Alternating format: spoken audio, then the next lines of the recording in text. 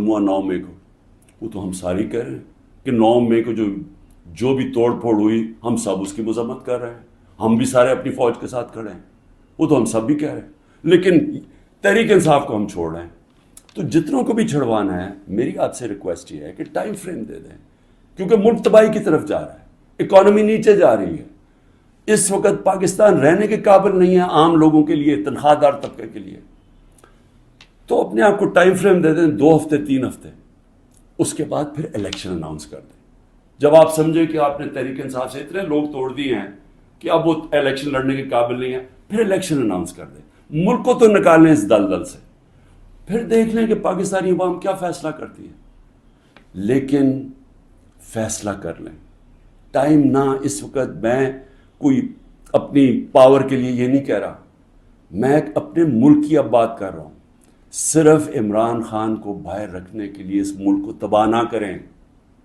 इस मुल्क में सिर्फ जिन लोगों का जीना मरना यहाँ है, वो इस वक्त उनके लिए मुश्किल हो गया है रहना।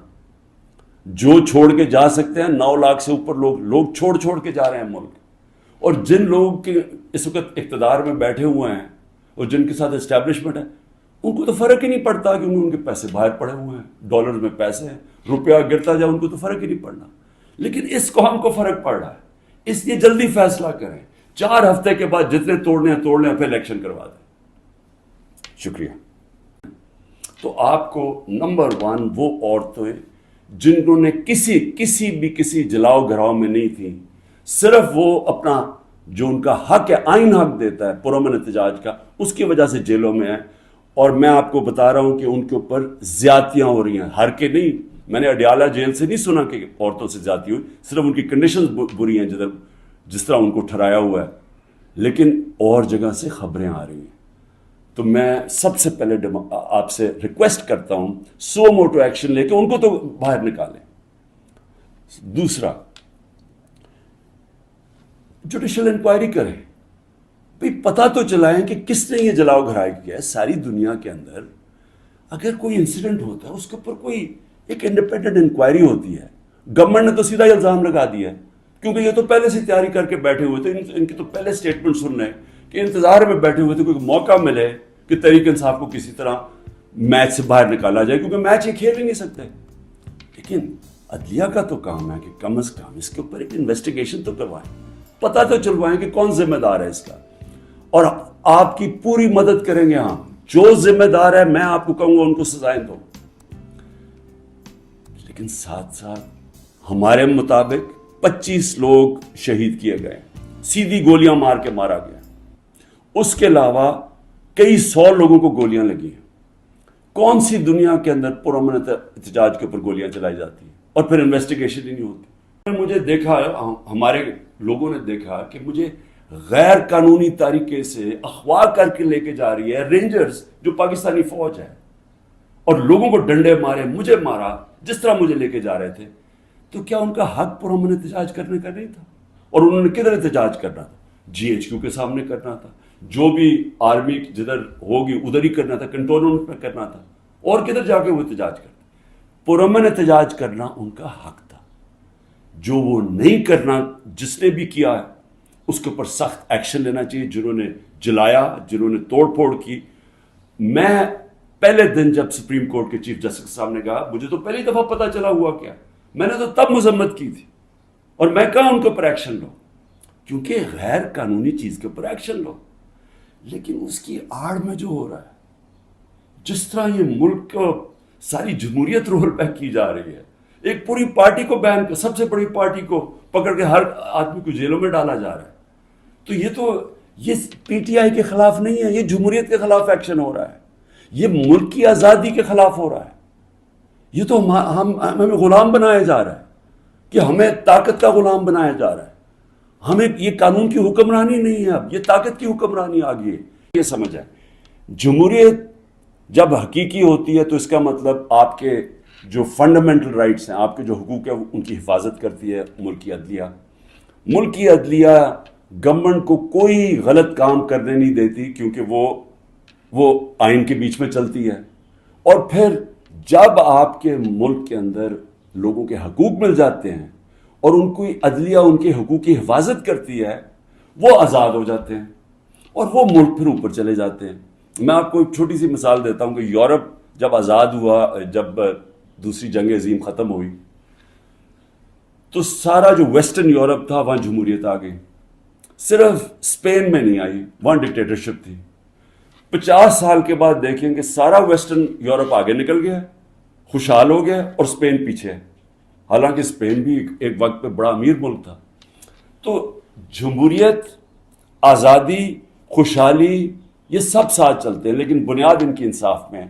انصاف کا مطلب ہے کہ جب ایک معاشرہ آپ کے اس کی عدلیہ فنڈامنٹل رائٹس پروٹیکٹ کرتی ہے تو وہ آزاد ہو جاتے ہیں, وہیں جمہوریت آتی ہے, وہیں خوشحالی آتی ہے. تو یہ ایک سفر کر کے ہم یہاں پہنچے ہیں. آزاد عدلیہ کی موومنٹ ہوئی, عدلیہ آزاد ہو گئی. عدلیہ نے بہت تو بڑی دیر تک, اور ایسا کہ لوگوں کو اعتماد ہوتا تھا کہ حکومت ہمارے سے زیادتی نہیں کرے گی, ہم عدلیہ کے پاس چلے جائیں گے. اپنی زندگی میں پاکستان میں خواتین کے ساتھ ایسا سلوک نہیں دیکھا. میں جب یہاں سے برطانیہ گیا تو ایک بڑی ہم وہ کہتے تھے کہ ہم نے عورتوں کو بڑی بری طرح رکھتے ہیں.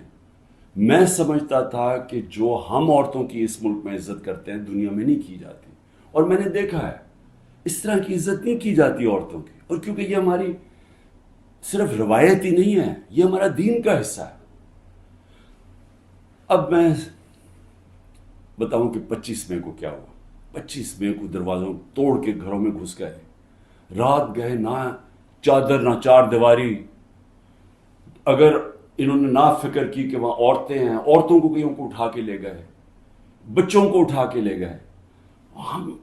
ہمیں آہستہ آہستہ جب خبریں ملی, میں مانوں ہی نہ کہ یہ ہوا ہے.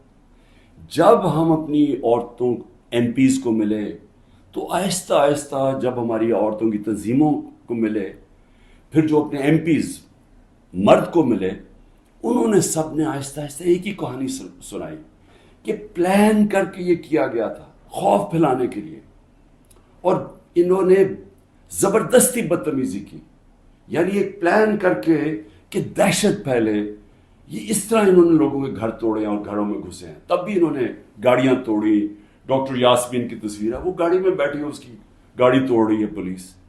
تو یہ ایک پلان تھا. 9 مئی کو, وہ تو ہم ساری کہہ رہے ہیں کہ 9 مئی کو جو بھی توڑ پھوڑ ہوئی ہم سب اس کی مذمت کر رہے ہیں.